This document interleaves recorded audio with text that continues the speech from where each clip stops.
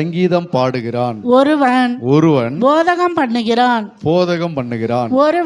ஒருவன் அந்நிய பாஷையை பேசுகிறான். பாஷைகளை பேசுகிறான். ஒருவன் ரகசியத்தை வெளிப்படுத்துகிறான்.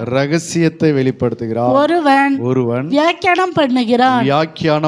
சகோதரரே இது என்ன சகலமும் பக்தி விருத்திக்கு ஏதுவாக செய்யப்பட கடவது. அல்லேலூயா. அந்த மைக்கு கொஞ்சம் சவுண்ட் கம்மி பண்ணு.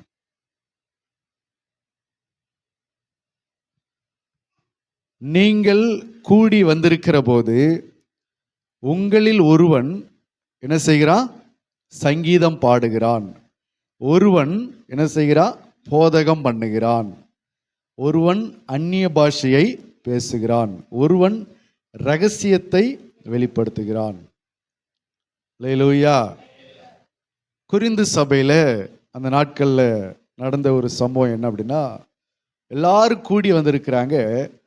கூடி வந்திருக்கும் போது ஒருவன் சங்கீதம் பாடுகிறான், ஒருவன் போதகம் பண்ணுகிறான், ஒருவன் அந்நிய பாஷையை பேசுகிறான், ஒருவன் ரகசியத்தை வெளிப்படுத்துகிறான், ஒருவன் வியாக்கியானம் பண்ணுகிறான்.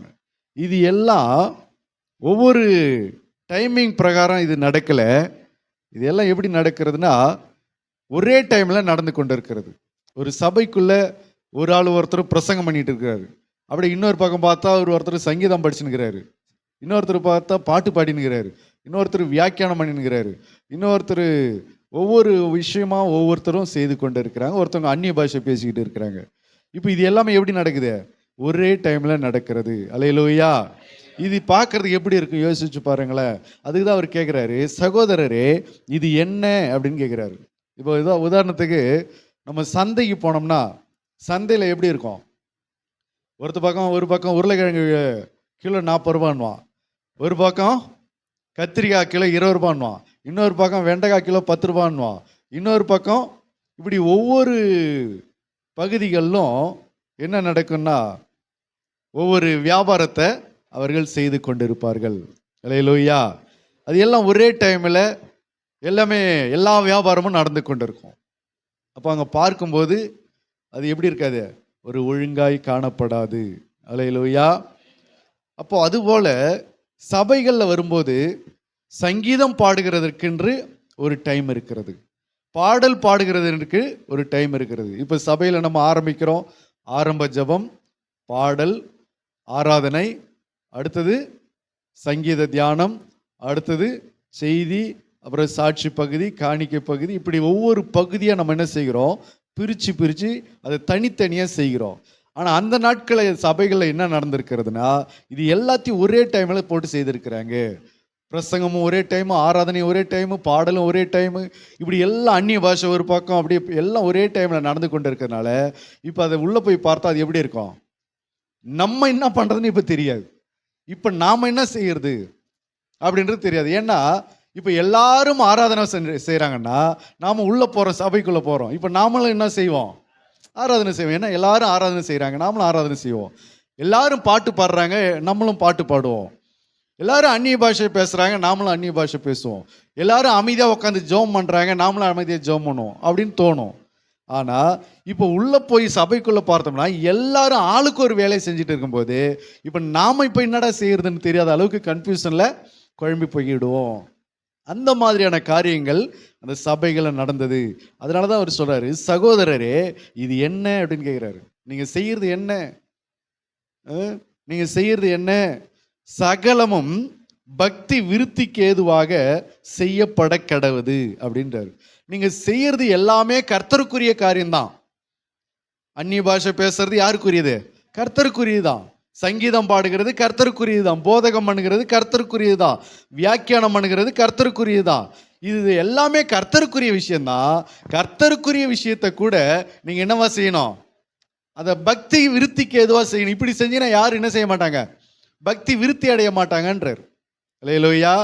நீங்கள் செய்கிற காரியத்தை சபைக்கு உள்ளே வருகிறவர்கள் பார்க்கும்போது அங்கே என்ன உண்டாகணும்? அவங்களுக்கு பக்தி விருத்தி உண்டாகணும். நீங்கள் செய்கிற எல்லா விஷயமும் ஆண்டவருக்குரிய விஷயம்தான், கர்த்தர் அங்கீகரித்த விஷயம்தான். ஆனால் அதை நீங்கள் பக்தி விருத்தி அடைகிற மாதிரி நீங்கள் என்ன பண்ணல, செய்யல. உங்கள் இஷ்டத்துக்கு என்ன பண்ணுறீங்க? செய்யறீங்க என்று சொல்லுகிறார்.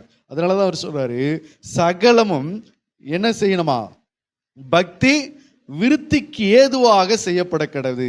நீங்க செய்யற இந்த விஷயம் பக்தி விருத்தி அடையாது, பக்தி குறைஞ்சு போகுன்றாரு. விருத்தினா என்ன? பக்தி விருத்தினா என்னது? விருத்தி அடைகிறதுனா என்ன அர்த்தம்? பெருக்கம், பெருகிறது, இன்க்ரீஸ் ஆகுறது. பெருக்கத்தை தான் விருத்தி என்று சொல்லுகிறோம். இப்போ அவர் என்ன சொல்றாரு? சகலமும் என்ன செய்யணும்? பக்திக்கு ஏதுவா செய்யுங்க அப்படி சொல்லாம, எப்படி எதுக்கு ஏதுவா செய்யணுமா? பக்திக்கு ஏதுவா செய்யுங்கன்னு சொல்லல. அவர் என்ன சொல்றாரு? என்னப்பா கம்முன்னு உட்காந்துக்கிறீங்க? பக்தி விருத்திக்கு ஏதுவா செய்யுங்க. விருத்தி என்றால் என்னன்னு சொன்ன? பெருக்கம். அப்ப சகலமும் எதுக்கு ஏதுவா செய்யணுமா? சத்தமா சொல்லுங்க பாக்கும். வாயை திறக்கணும் காலையிலேயே. பக்தி விருத்திக்கு ஏதுவா செய்யுங்க அப்படின்றாரு. அப்படின்னா ஆல்ரெடி பக்தி இருக்குது, ஆனா அது என்ன செய்ய மாட்டேங்குது? விருத்தி அடைய மாட்டேங்குது, பெருக மாட்டேங்குது. பக்தி இல்லைன்னு அப்படின்னு சொல்லல, பக்தி இருக்கிறது, ஆனா அதை விருத்தி அடைய செய்யுங்க, விருத்திக்கு ஏதுவா செய்யுங்க, பெருக்கத்துக்கு ஏதுவா செய்யுங்க. இன்னைக்கு நாம எல்லாரும் விருத்தியை எதிர்பார்க்கிறோம். விருத்தி என்றால் என்னன்னு சொன்ன? பெருக்கம், பெருக்கத்தை எதிர்பார்க்கிறோம். எதில் பெருக்கத்தை எதிர்பார்க்கிறோம்னா, பணம் இருக்கிறது இல்ல, இந்த பணத்தை இன்னும் கொஞ்சம் 4 மடங்கு என்ன பண்ணணும்? விருத்தி அடைய செய்யணும், பெருக செய்யணும். இந்த பணத்தை இன்னும் கொஞ்சம் இன்க்ரீஸ் பண்ணணும், பெருக செய்யணும்னா இதை வட்டிக்கு விட்டா இன்னும் கொஞ்சம் பணம் கிடைக்கும், இதை ஃபைனான்ஸ் கம்பெனியில் போட்டால் இன்னும் கொஞ்சம் பணம் கிடைக்கும், இதை யாருக்காவது கடன் கொடுத்தா இன்னும் கொஞ்சம் பணம் கிடைக்கும். அப்போ இந்த பணத்தை வச்சு தொழில் செய்யலாமா? இந்த பணத்தை இன்னும் கொஞ்சம் சம்பாதிக்கிறதுக்கு விவசாயம் பண்ணலாமா? இந்த பணத்தை யாருக்கிட்டையாவது கொடுத்து வச்சு அவங்க கிட்ட வட்டி வாங்கலாமா? அப்போ பணத்தை விருத்தி அடைவதற்கு நம்ம என்ன செய்கிறோம்? நிறைய முயற்சிகளை செய்கிறோம்.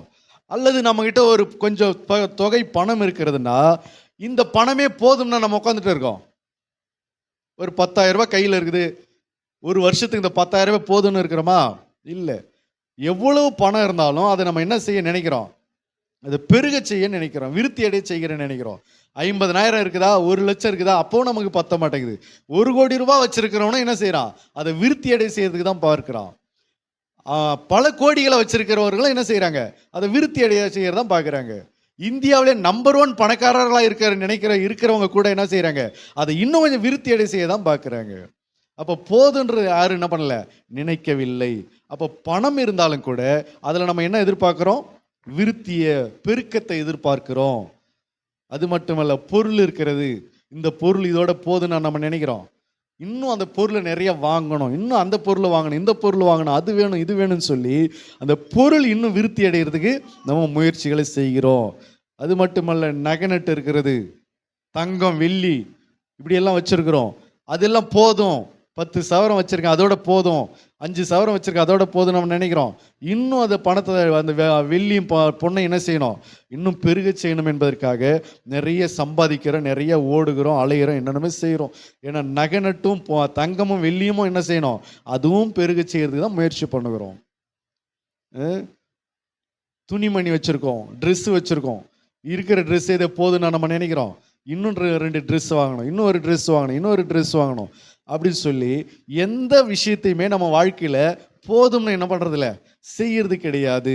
அது எல்லாத்தையும் நம்ம என்ன செய்கிறோம்? அதை விருத்தி அடைய செய்ய பார்க்கிறோம். 2 ஆடு வச்சிருக்கிறோம், 2 மாடு வச்சிருக்கிறோம், அதோட போதும் நான் நினைக்கிறோம். இன்னும் அந்த ஆடு பெருசா அதிகமாகணும், இன்னும் அந்த மாடு அதிகமாகணும். நிலம் வச்சிருக்கிறோம், ஒரு ஏக்கர் போதும் நான் நினைக்கிறோம். இன்னும் 1 ஏக்கர் வாங்கணும், இன்னும் 2 ஏக்கர் வாங்கணும். வீடு வச்சிருக்கிறோம், வீடு இன்னும் கொஞ்சம் எக்ஸ்ட்ரா, வீடு எக்ஸ்ட்ரா கட்டணும், இன்னும் கொஞ்சம் எக்ஸ்ட்ரா ரூம்பு போடணும், எக்ஸ்ட்ரா இன்னொரு பிளாட் வாங்கணும் அப்படின்னு சொல்லி எல்லா விஷயத்தையுமே நீங்க பாருங்க, அதை என்ன செய்கிறோம்?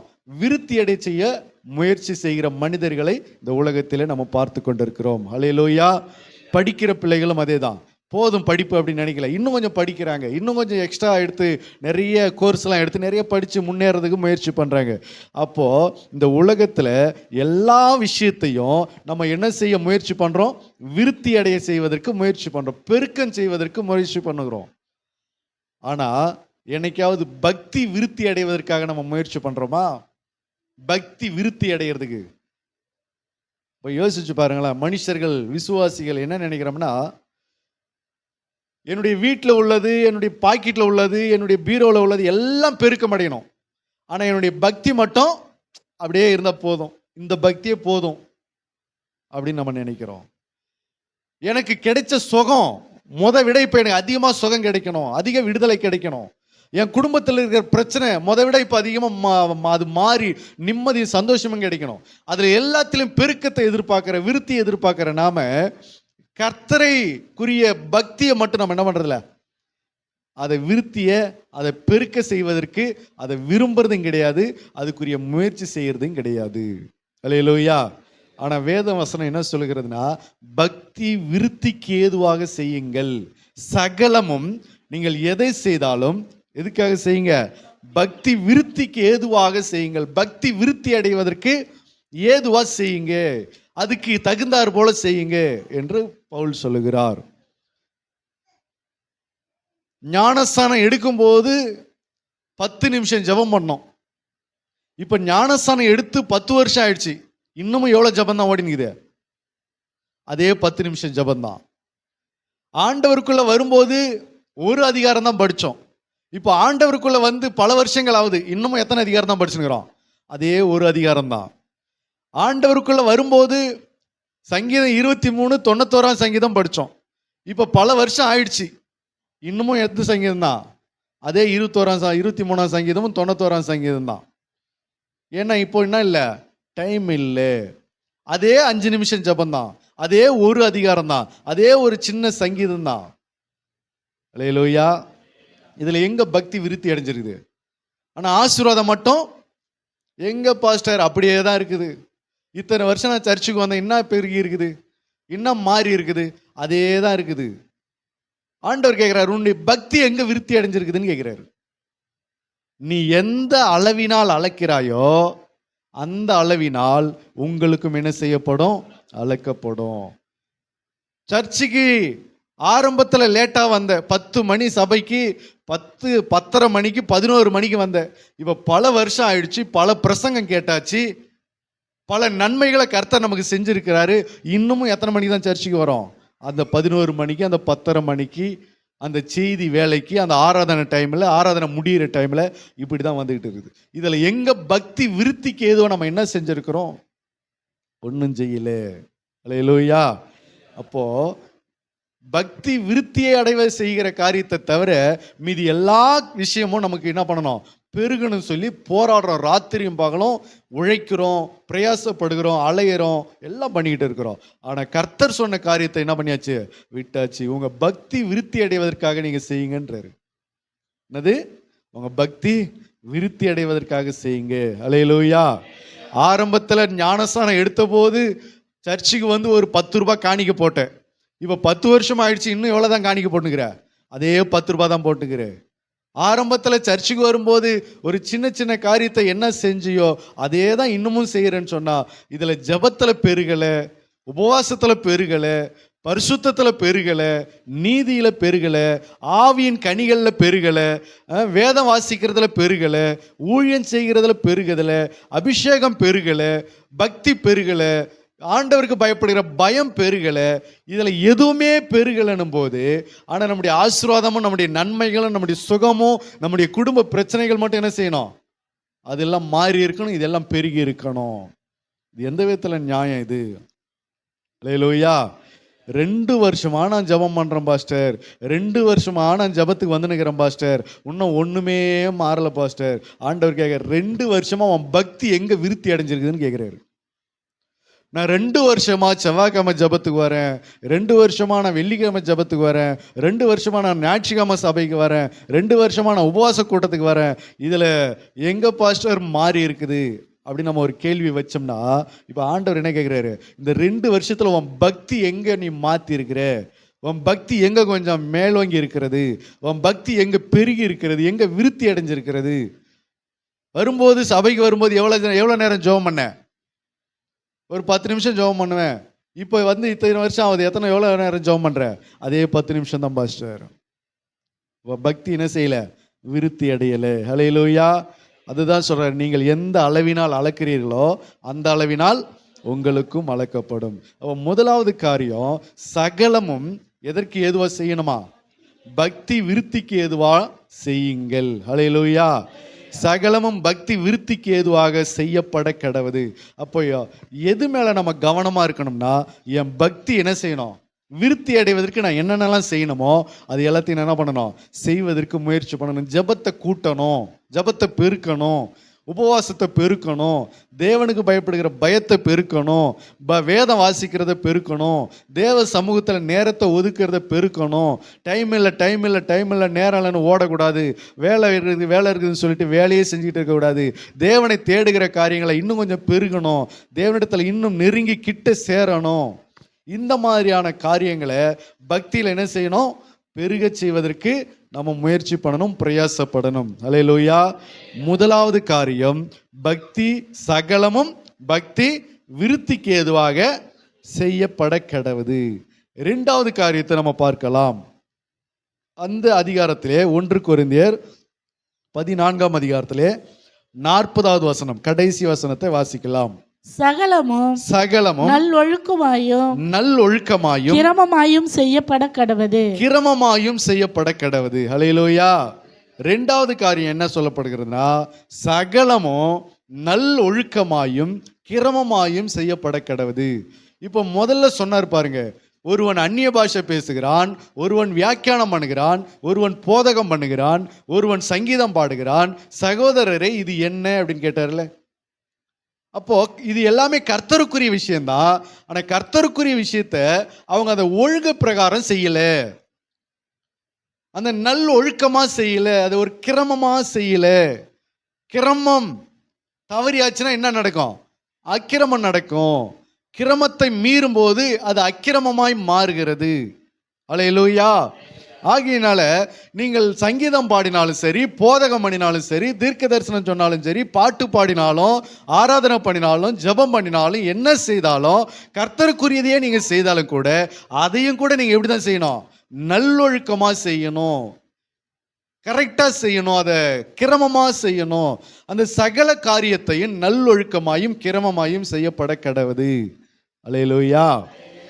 நான் கர்த்தருக்குரிய விஷயத்தை தான் நான் எதை எப்படி வேணாலும் செய்வேன் அப்படின்னு செய்யக்கூடாது. அதையே கூட எப்படி செய்யணும்? ஒரு நல்லொழுக்கமாக செய்யணும், அதை ஒரு கிரமமாக செய்யணும், அதை ஒரு ஒழுங்கு பிரகாரமாக செய்யணும். கர்த்தருக்குரிய காரியத்தையே நம்ம அதை மீறி செய்யும் போது அதுவே அக்கிரமமாக மாறுகிறது, தப்பாய் மாறுகிறது. அல்லேலூயா. அப்போ கர்த்தருக்குரிய விஷயத்தையே, சபையில் நடக்க வேண்டிய விஷயத்தை எப்படி செய்யணும்? நல்லொழுக்கமாயும் கிரமமாயும் செய்யணும். அப்போ நம்முடைய சொந்த வாழ்க்கையில், நம்முடைய குடும்பத்தில், குடும்ப காரியத்தில் சகலமும் எப்படி நடக்குது? தாறுமாறா நடக்குது. இப்போ உதாரணத்துக்கு, நல்லொழுக்கமாயும் சகலமும் நல்லொழுக்கமாயும் கிரமமாயும் செய்யப்பட கடவுது அப்படின்னா, இப்போ ஒரு காரியத்தை நல்லா புரிந்து கொள்ளுங்க. முதலாவது தேவனை தேட வேண்டும், இரண்டாவது குடும்பத்தை நடத்த வேண்டும், மூன்றாவது வேலைகளை செய்ய வேண்டும். இதுதான் ஒழுக்கம். இதுதான் ஒரு மனிதனுடைய வாழ்க்கையில அடிப்படை ஒழுக்கம்.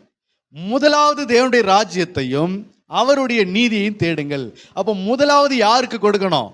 முதல் இடத்தை யாருக்கு கொடுக்கணும்? வாழ்க்கையில தேவனுக்கு கொடுக்கணும். இதான் ஒழுங்கு, இதான் கிரமம். அப்போ முதல் இடத்தை தேவனுக்கு கொடுக்கணும், ரெண்டாவது இடத்தை யாருக்கு கொடுக்கணும்? குடும்பத்துக்கு கொடுக்கணும், மூன்றாவது இடத்தை தான் யாருக்கு கொடுக்கணும்? வேலைக்கு கொடுக்கணும். வேலையோ, சம்பாத்தியமோ, விவசாயமோ, ஆடு மாடு மேய்க்கிற வேலையோ, அல்லது விசேஷங்களோ, சொந்தக்கார பந்தக்கார நிகழ்ச்சிகளுக்கு போகிறது, கல்யாணம், காது குத்தி, பர்த்டே விசேஷங்கள், இது எதுவாக இருந்தாலும், வளைகாப்பு, மஞ்சள் தண்ணி எதுவாக இருந்தாலும், இதெல்லாம் மூன்றாவது இடம். வேலைக்கு போகிறது, சம்பாதிக்க போகிறது, ஆஃபீஸுக்கு போகிறது, அங்கே அலுவலகம் செய்கிறது, இதெல்லாம் மூன்றாவது இடம். அப்போ மூன்றாவது இடத்துல செய்ய வேண்டிய காரியத்தை மூணாவது பகுதியை செய்யணும். அப்போ முதல் இடத்தை யாருக்கு கொடுக்கணும்? தேவனுக்கு கொடுக்கணும். முதல் பகுதி தேவனை தேடணும், முதலாவது தேவ சமூகத்தில் உட்காரணும். முதலிடம் முக்கியத்துவம் கர்த்தருக்கு கொடுக்கணும், மனுஷர்களுக்கு கொடுக்கக்கூடாது. மனுஷர்களுக்கு கொடுக்க வேண்டியதை போய் தேவனுக்கு கொடுக்கக்கூடாது. அல்லேலூயா. அப்போ முதல்ல தேவனுக்கு கொடுக்கணும், ரெண்டாவது குடும்பத்தை வைக்கணும், மூன்றாவது இடத்துல தான் எதை கொண்டு வைக்கணும்? வேலையோ மற்ற காரியத்தையே வைக்கணும். இப்போ மனுஷர்கள், விசுவாசிகள் செய்கிற காரியத்தை பாருங்களேன். இப்போ உதாரணத்துக்கு ஒரு கல்யாணத்துக்கு போகணும். கல்யாணத்துக்கு போகிறது எத்தனாவது இடம்? ஃபர்ஸ்ட் இடமா மூணாவது இடமா? ஃபர்ஸ்ட் இடம் யாருக்குரியது? கர்த்தருக்குரியது. இப்போ மூணாவது இடம் யாருக்குரியது? வேலைக்கு, சம்பாத்தியம், கல்யாணம், காது குத்தி போறது. இப்போ முதல் இடத்த கொண்டு போய் யாருக்கு வச்சுட்டாங்க? யாருக்கு? கல்யாணத்துக்கு போறது. முதல் இடத்துல ஞாயிற்றுக்கிழமை பார்த்து தான் எங்கேயாவது சுத்துறது, ஞாயிற்றுக்கிழமை பார்த்து தான் ஆடு மேய்க்க போகிறது, மாடு மேய்க்க போகிறது, மீன் பிடிக்க போகிறது, ஞாயிற்றுக்கிழமை பார்த்து தான் விசேஷங்களுக்கு போகிறது, ஞாயிற்றுக்கிழமை பார்த்து தான் ஆஃபீஸுக்கு போகிறது, அலுவலகத்துக்கு போகிறது, எங்கேயாவது போகிறது. அப்போ முதல் இடத்த நீ யாருக்கு கொடுத்துட்ட? உலகத்துக்கு கொடுத்துட்ட. அல்லேலூயா. அப்போ முதல் இடத்துல நீ யாரை வைக்கணும்? கர்த்தரை தான் வைக்கணும். ரெண்டாவது இடத்துல யாரை வைக்கணும்? குடும்பத்தை வைக்கணும். மூன்றாவது இடத்துல எதை வைக்கணும்? உலக காரியங்களையும் சம்பாத்தியங்களையும் வைக்கணும். அப்போ இதுதான் நல் ஒழுக்கம். இப்படி நீ கர்த்தரை இப்போ நம்ம என்ன நினைக்கிறோம்னா, நான் இன்னும் என்னங்க பாவம் செய்கிறேன், ஏங்க என் வாழ்க்கையில் இன்னும் இதெல்லாம் நடக்குது, என் வாழ்க்கையில் என் குடும்பத்தில் ஏங்க இன்னும் இவ்வளோ பிரச்சனை இருக்குது. ஆண்டவர் சொல்றார், நீ பாவம் செய்யறது மட்டும்தான் நீ கணக்கில் வைக்கிற. நீ ஒழுங்கு பிரகாரம் செய்யலனாலே அதுவே என்ன ஆகுது? தப்பாய் போய்விடும். அல்லேலூயா. இப்போ உதாரணத்துக்கு ஒரு விஷயத்தை உங்களுக்கு சொல்ற பாருங்க. வீட்டு வாசல்ல கிடக்கிறத பூரா கொண்டு வந்து நடு ஹாலில் போட்டு, நடு ஹாலில் இருக்கிறத பூரா கொண்டு போய் வீட்டில் போட்டு, பீரோவில் இருக்கிறதெல்லாம் கொண்டு போய் தெருவில் போட்டு, தெருவில் கிடக்கிற குப்பை கோலான்லாம் கொண்டு போய் பீரோவில் வச்சு, கிச்சன் ரூமில் கிடக்கிறத கொண்டு வந்து ஹாலில் போட்டு, ஹாலில் கிடக்கிறத பூரா கிச்சன் ரூமில் போட்டு, இதெல்லாம் பாத்ரூமில் கிடக்கிறத கொண்டு போய் அங்கே பெட்ரூமில் போட்டு, பெட்ரூமில் கிடக்கிறத பூரா பாத்ரூமில் போட்டு, இதெல்லாம் செஞ்சுக்கிட்டு இருந்தால் இது எப்படி இருக்கும்? ஒரு வீட்டில் நல்லா இருக்குமா? சொல்லுங்க. சோபா செட்டு கிச்சன் ரூமில் கிடக்குது, கிச்சனில் கிடக்கிற மிக்சி கிரைண்டர்லாம் எங்கே கிடக்குது? பாத்ரூமில் கிடக்குது. இதெல்லாம் வைக்க வேண்டிய இடமா? இதெல்லாம் ஒழுங்கா? அலமாரியில் இருக்கிறத, ஸ்லாப்பில் இருக்கிறத, ஸ்லாப்பில் இல்லாமல் அது வேற எங்கே கிடக்குது? அப்போ எதை எதை எங்கெங்கே வைக்கணுமோ அதுதான் என்னது? ஒரு வீடு பார்க்கறதுக்கு அழகாக இருக்கும், அதுதான் ஒழுங்காக இருக்கும். நம்ம வீட்டில் துணி எங்கே வைக்கணும், பாத்திரம் எங்கே வைக்கணும், இந்த ஷோபா செட்டை எங்கே போடணும், கட்லி எங்கே போடணும், சேர் எங்கே போடணும், டிவி எந்த இடத்துல வரணும், இது எல்லாம் நம்ம கரெக்டாக செய்யும் போது அந்த வீடு பார்க்கறதுக்கு எப்படி இருக்குது? ஒழுங்காக இருக்கிறது, அது பார்க்கறதுக்கு அழகாக இருக்கிறது. வாசப்படியில் செடி வைக்கணும், இந்த பக்கம் என்ன செய்யணும், அந்த பக்கம் என்ன செய்யணும், இது எல்லாம் கரெக்டாக செய்கிறோம். ஆனால் ஆவிக்குரிய வாழ்க்கைன்னு வரும்போது எதை எங்கே வைக்கிறேன்னு தெரியாமல் அலைஞ்சிட்டு கிடக்குறோம். ஆவிக்குரிய உலக பிரகாரமான வாழ்க்கையில் கரெக்டாக செஞ்சிடறோம். இந்த இடத்துல ஏன் இந்த பொருள் கிடக்குது, இதை தூக்கி அங்கே போடு, இந்த இடத்துல ஏன் இதை வச்சுக்கிறீங்க, இது ஏன் இங்கே கொண்டு வந்தீங்க, இதெல்லாம் இங்கே இருக்க வேண்டிய பொருளா, எல்லாத்தையும் மாற்றுங்க, கிளியராக அதை செய்கிறோம். ஆனால் ஆவிக்குரிய வாழ்க்கையில்னு வரும்போது கர்த்தர் எங்கே போயிடுறாரு? கடைசியில் தூக்கி போட்டுறோம். கடைசியாக கர்த்தரை தேடுறோம். மனுஷர்கள் சாப்பிட்ட மிச்சம், உலகத்துக்கு கொடுத்த டைமுக்கு மிச்சம், எல்லா வேலையும் முடிச்சதுக்கு அப்புறம், அதுக்கப்புறமா நேரம் இருந்துச்சுன்னா யாரை தேடுறோம்? கர்த்தரை தேடுகிறோம். அப்போ ஆண்டவர் சொல்றாரு, இதுவா அவருக்கு கொடுக்க வேண்டிய பகுதி? வேதம் என்ன சொல்கிறது? முதலாவது தேவனுடைய ராஜ்யத்தை தேடுங்க, முதலாவது தேவனை தேடுங்க அப்படின்னு சொல்லுது. ஆனால் நாம் யாரை தேடுறோம்? முதல்ல மனுஷர்களை தேடுறோம், முதல்ல வேலைக்கு போகிறோம், முதல்ல சம்பாத்தியத்துக்கு உரிய பார்க்குறோம், முதல்ல மற்ற உலக காரியத்துக்கு தான் முக்கியத்துவம் கொடுக்குறோம், உலகத்துக்கு தான் திருப்திப்படுத்த நினைக்கிறோம். கர்த்தரை திருப்திப்படுத்தவோ கர்த்தருக்கு முதலிடம் கொடுக்கவோ நம்ம விரும்புறது கிடையாது. ஆகவேதான் சகலமும் நல்லொழுக்கமாயும் கிரமமாயும் செய்யப்பட கடவுது. அல்லேலூயா. இப்போ ஆண்டவருக்குரிய காரியத்தையே மாற்றி செஞ்சோம்னா அவர் என்ன கேட்குறாரு? சகோதரரே இது என்ன அப்படின்னு கேட்குறாரு. கர்த்தருக்குரிய விஷயத்தையே மாற்றி செய்யக்கூடாதுன்னா அப்போ குடும்ப விஷயத்தையும் வாழ்க்கைக்குரிய காரியத்தையும் மாற்றி செஞ்சா அது நல்லா இருக்குமா? ஒரு சபையில் நடக்க வேண்டிய விஷயத்தையே மாற்றி செஞ்சோம்னா அது எப்படி இருக்காது? நல்லாவே இருக்காது. இப்போ உதாரணத்துக்கு, என் ஆத்துமாவே கர்த்தரை ஸ்தோத்திரி, என் முழு உள்ளமே பரிசுத்த நாமத்தை ஸ்தோத்திரி. இதை நம்ம எப்போ சொல்லுவோம்? இந்த ஜெபத்தை முடிஞ்ச பிறகு சொல்லுவோம். இப்போ இதை நம்ம ஆரம்பத்திலே சொல்லிட்டு இருக்கணும்னு வச்சுக்கலாம். அப்போதான் யாரோ ஒருத்தர் சபைக்கு வராரு, அப்போதான் விசுவாசி உள்ள நுழையிறாங்க. இப்போ நம்ம ஸ்டார்ட் பண்ணும்போது எல்லாரும் சேர்ந்து என் ஆத்துமாவே கர்த்தரை ஸ்தோத்திரி, என் முழு உள்ளமே பரிசுத்த நாமத்தை ஸ்தோத்திரின்னு சொல்லிக்கிட்டு இருக்கோம்னா இப்போ வர விசுவாசி என்ன நினைப்பாங்க? ஜெபம் முடிஞ்சிருச்சு போல, இது நம்ம இப்படியே போக வேண்டியதுதான். அல்லேலூயா. அப்போ கர்த்தருக்குரிய விஷயத்தையே, சபைக்குள்ள நடக்கிற விஷயத்தையே நம்ம மாற்றி செய்யக்கூடாது. அப்படின்னா அப்போ உலக காரியத்தையும் குடும்ப காரியத்தையும் வாழ்க்கைக்குரிய காரியத்தையும் மாற்றி செய்தோம்னு சொன்னால் அங்கே நம்ம ஆசீர்வாதத்தை என்ன செய்ய முடியாது? அடைய முடியாது. அங்கே நன்மை அடைய முடியாது. நிறைய பேர் பாவத்தினால மட்டும் ஆசீர்வதிக்கப்படாமல் இல்லை, இந்த மாதிரி கர்த்தருக்குரிய விஷயத்தை மாற்றி செய்கிறதுனால தான் கர்த்தருக்கு கொடுக்க வேண்டிய முதல் இடத்தை கொண்டு போய் கடைசியில் கொடுத்துட்டு, கடைசியில் கொடுக்க வேண்டியதை கொண்டு போய் முதல் இடத்துல வச்சு நம்ம ரொம்ப மும்புறமாக வேலை பார்க்கறதுனால தான் கர்த்தர் அதில் பிரியப்பட மாட்டேங்கிறாரு. அப்படிப்பட்ட ஜனங்கள் மேலே அவர் கிருபை வைக்கிறது கஷ்டமா இருக்கிறது. அப்படிப்பட்ட ஜனங்களுக்கு விடுதலை தரவோ, சுகத்தை தரவோ, ஆசீர்வாதத்தை தரவோ அவர் என்ன பண்றாரு? கொஞ்சம் தயங்குகிறார். அல்லேலூயா. அதனாலதான் சகலமும் நல் ஒழுக்கமாயும் கிரமமாயும் செய்யப்பட கடவது. ஆவிக்குரிய வாழ்க்கைக்குன்னு ஒரு ஒழுங்கு இருக்கிறது. ஆண்டவர் சொல்ற, அதிகாலையில் என்னை தேடுகிறவன் கண்டடைகிறான்னு சொல்றாரு. இப்ப நாம இப்படி கேட்கிறோம், ஏன் சாயங்காலம் ஜெபம் பண்ண கேட்க மாட்டாரா அப்படின்னா, நீ அந்த ஆவிக்குரிய ஒழுங்கு என்ன பண்ற? மீறன்னு அர்த்தம். கர்த்தர் சொல்லுகிறார் வேதாகமத்துல, ஒவ்வொரு காரியத்துக்கும் ஒவ்வொரு ஒழுங்கை நியமித்து கொடுத்திருக்கிறார். சட்டத்தின்படி ஒருவன் மல்யுத்தம் பண்ணாவிட்டால் அவன் என்ன செய்ய மாட்டான்? முடிசூட்டப்பட மாட்டான். அப்போ சட்டத்தை நமக்கு அவர் ஒழுங்குபடுத்தி கொடுத்திருக்கிறார். காலத்தை ஒழுங்குபடுத்தி கொடுத்திருக்கிறார், நேரத்தை ஒழுங்குபடுத்தி கொடுத்திருக்கிறார், பகல் இரவை ஒழுங்குபடுத்தி கொடுத்திருக்கிறார், வருஷத்தை ஒழுங்குபடுத்தி கொடுத்திருக்கிறார். அப்ப எல்லாமே அவர் ஒழுங்கு பிரகாரம் செய்யும் போது நாமளும் அந்த ஒழுங்கை என்ன செய்யணும்? கடைபிடிக்கிறவர்களா இருக்கணும். நாம விழிப்பா இருக்கிறது எல்லாம் எதில் தான்? பாவம் செய்யக்கூடாது, அவ்வளவுதானே. பாவம் செய்யக்கூடாது இதுதானே அப்படின்னு இந்த பாவ விஷயத்துல மட்டும்தான் நம்ம கரெக்டா இருக்கிறோமே தவிர, கர்த்தருக்குரிய அந்த ஒழுங்கு விஷயத்தை நம்ம என்ன பண்றதில்ல, செய்யறது கிடையாது. பேதுரும் யோவானும் 9ஆம் மணி ஜெப வேலையாகிய 9ஆம் மணி நேரத்தில் கரெக்டாக ஆலயத்துக்கு போனாங்க. இப்போ நாம் என்ன செய்கிறோம்? நம்மளுடைய டைம் 10 மணிக்கு ஆராதனைனா அந்த ஒழுங்கு பிரகாரமாக போகிறோமா? போகிறதில்ல. 10 மணிக்கு ஆராதனை எத்தனை மணிக்கு தான் போவோம்? 11 மணிக்கு தான் போவோம், 10:30 தான் போவோம், 10:45 தான் போவோம். ஆரம்பிக்கிற டைமுக்கு போக மாட்டோம், ஆரம்பத்துக்கு முன்னாடி போக மாட்டோம். செய்திக்கு டைமுக்கு போகிறது, முடிவு ஜெப நேரத்தில் போகிறது, காணிக்க போடுற நேரத்தில் போகிறது, ஆராதனை பாதியில் போகிறது, ஆராதனை எல்லாம் கண்ண முடின்னு போய் கலந்துக்கிறது. இதெல்லாம் என்னது? ஒழுங்கா? இதெல்லாம் ஒழுங்கு கிடையாது, இதெல்லாம் கிரமம் கிடையாது, இதெல்லாம் அக்கிரமம். அல்லேலூயா. பாவத்தை செஞ்சாதான் அக்கிரமம் கிடையாது. இந்த ஒழுங்கை மாறி இந்த கிரமத்தை மாறி செய்யும் போது அது என்னவா இருக்கிறது? அது அக்கிரமமாய் மாறுகிறது. அல்லேலூயா. ஒருவங்க பாவத்தை செஞ்சுதான் அக்கிரமத்தை செய்யணும்னு அவசியம் கிடையாது. சபைக்குள்ள நடக்கிற ஆவிக்குரிய காரியத்தை அந்த ஒழுங்கு பிரகாரமா செய்யலனாலே அங்கேயே அவங்க ஆசீர்வாதத்தை இழக்கிறாங்க, நன்மைகளை இழக்கிறாங்க. அல்லேலூயா. ஒரு பக்கம் ஆராதனை நடக்கும், இப்போ அவங்க ஒரு பக்கம் வேலைக்கு போயிருப்பாங்க. ஒரு பக்கம் ஆராதனை நடக்கும், ஒரு பக்கம் அவங்க வியாபாரம் பண்ணின்னு இருப்பாங்க. ஒரு பக்கம் சர்ச்சை ஆரம்பிச்சு நடந்துன்னு இருக்கும், அவங்க வேற வேலையை பார்த்துட்டு இருப்பாங்க. இவங்க தான் மார்த்தாள். இவங்களுக்கு பேர் தான் என்னது? மார்த்தாள். இயேசு வந்து உள்ள உட்காந்து வசனம் பேசிக்கிட்டு இருந்தாலும் இவங்க எந்த வேலையை தான் பார்ப்பாங்க? உலக வேலையை தான் பார்ப்பாங்க. இவங்களுக்கு பேர் தான் மார்த்தாள். அப்போ இவங்க அக்கிரமக்காரர்கள். ஆண்டவர் அக்கிரம செய்கைக்காரரே என்னை விட்டு அகன்று போங்களே. எதையுமே நீங்கள் ஒழுங்காக செய்யல. அக்கிரமம் செய்ய காரணம் நம்ம ஏதோ பெரிய அக்கிரமத்தை பண்ணிட்டோம், பெரிய பாவத்தை பண்ணிட்டோம், பெரிய பொல்லாத அசிங்கத்தை செஞ்சுட்டோன்றது அர்த்தம் இல்லை. அந்த கிரமத்தை மாறும்போது அது என்னவா மாறுகிறது? அக்கிரமமாய் மாறுகிறது. அல்லேலூயா.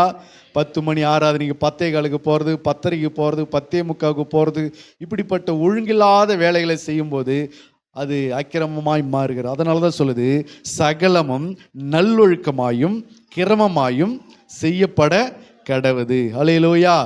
இப்படி செய்தால் என்ன நடக்கும்? முதலாவது காரியம் என்னது? சகலமும் பக்தி விருத்திக்கு ஏதுவாக செய்யப்பட கடவுது. 2வது காரியம், சகலமும் நல்லொழுக்கமாயும் கிரமமாயும் செய்யப்பட கடவுது. இப்படி செய்தால் என்ன நடக்கும் அப்படின்னா, ரோமர் 8:28 வாசிக்கலாம். ரோமர் 8:28. அன்றியும் அவருடைய தீர்மானத்தின்படி அழைக்கப்பட்டவர்களாய் தேவனிடத்தில் அன்பு கூறுகிறவர்களுக்கு சகலமும் நன்மைக்கு ஏதுவாக நடக்கிறது என்று அறிந்திருக்கிறோம். ஹல்லேலூயா. அவருடைய தீர்மானத்தின்படி. இப்ப சொல்லப்பட்டதெல்லாம் யாருடைய தீர்மானம்? யார் சொன்ன தீர்மானம்? இதெல்லாம் சகலமும் பக்தி விருத்திக்கு ஏதுவா செய்யுங்க. இது யாருடைய தீர்மானம்? அவருடைய தீர்மானம். சகலமும் நல்லொழுக்கமாயும் கிரமமாயும் செய்யுங்கள், இது அவருடைய தீர்மானம். அப்ப அவருடைய தீர்மானத்தின்படி அழைக்கப்பட்டவர்களாய் தேவனிடத்தில் அன்பு கூறுகிறவர்களுக்கு, அவருடைய தீர்மானத்தின்படி நாம் அழைக்கப்பட்டு தேவனிடத்தில் என்ன செய்யணும்? அன்பு கூறணும். அவர் சொல்லுகிற பிரகாரம் செஞ்சு அவர் மேல நம்ம என்ன செய்யணும்? அன்பு கூறணும். அவர் சொல்றதை எதையுமே செய்யறதில்லை, ஆனா நாம் அவர் மேல அன்பு கூறுகிறோன்னா அது கிரமத்தை மாறுகிறோம், நல்லொழுக்கத்தை மீறுகிறோம் என்று அர்த்தம். அதனால தான் சொல்லுது, நாம் அவரிடத்தில் அன்பு கூறுகிறவர்கள் தான். ஆனால் அது எப்படி இருக்கணும்? அவருடைய தீர்மானத்தின்படி அழைக்கப்பட்டவர்களாய் அவர் சொல்லுகிறபடி செய்து அவரிடத்தில் அன்பு கூறுகிறவர்களுக்கு சகலமும் நன்மைக்கு ஏதுவாக நடக்கிறது என்று அறிந்திருக்கிறோம். அல்லேலூயா. யாருக்கு சகலமும் நன்மைக்கு ஏதுவாக நடக்கும்? அவர் சொல்லுகிறபடி செய்கிறவர்களுக்கு, அவருடைய தீர்மானத்தின்படி அழைக்கப்பட்டவர்களுக்கு, அவருடைய தீர்மானத்தின்படி அழைக்கப்பட்டு தேவனிடத்தில் அன்பு கூறுகிறவர்களுக்கு எப்படி நடக்கும்? எது நடந்தாலும், எப்படி நடந்தாலும், எங்க நடந்தாலும் எப்படி நடக்கும்? சகலமும் நன்மைக்கு ஏதுவாக தான் நடக்கும். அவங்களுக்கு தீமைக்கு ஏதுவாக நடக்காது. என்ன நடந்தாலும் சரி, அது அவங்களுக்கு நன்மைக்கு ஏதுவாக தான் நடக்கும். எனக்கு மட்டும் எல்லா தீமையே நடக்குதுங்க, எனக்கு மட்டும் ஏன் இப்படி நடக்குதுன்னு தெரியல.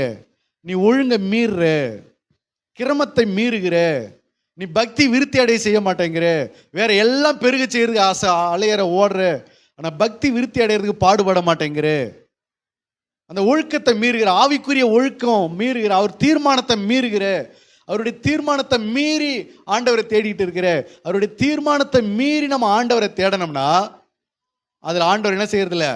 பிரியப்படுவது கிடையாது. அல்லேலூயா. ஆண்டவராகிய தேவன் சீனாய் மலையில நின்று இருந்து கொண்டு மோசேயை பார்த்து என்ன சொன்னார் தெரியுமா?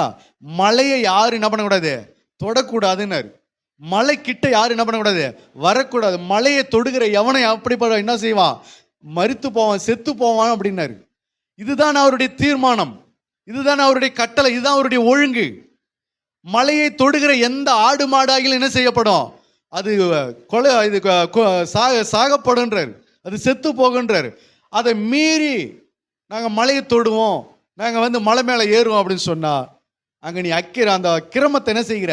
மீறுகிற, அவருடைய தீர்மானத்தை மீறுகிற. அப்போ உனக்கு அது நன்மையாக இருக்காது, அது உனக்கு தீமையாக தான் மாறும். அல்லேலூயா. கானான் தேசத்துக்குள்ள போகிற நேரத்தில் எல்லா ஜனங்களும் என்ன பண்ணாங்க?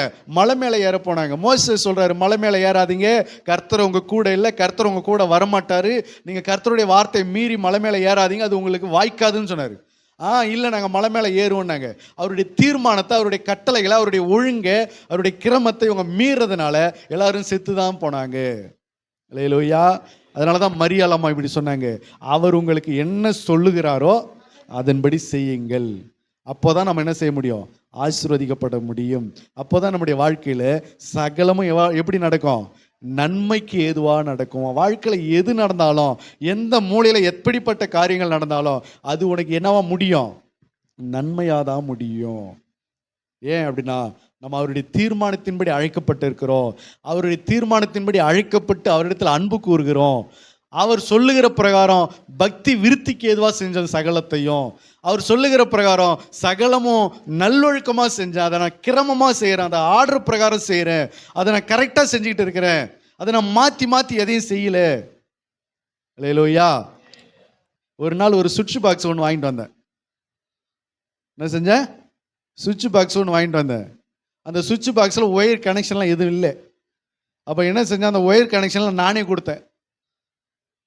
நானே கொடுத்துட்டு எல்லாத்தையும் ஸ்க்ரூ போட்டு முடிக்கிட்டு போயிட்டு சுவிட்சு போட்ட உடனே பட்டுன்னு வெடிச்சுது.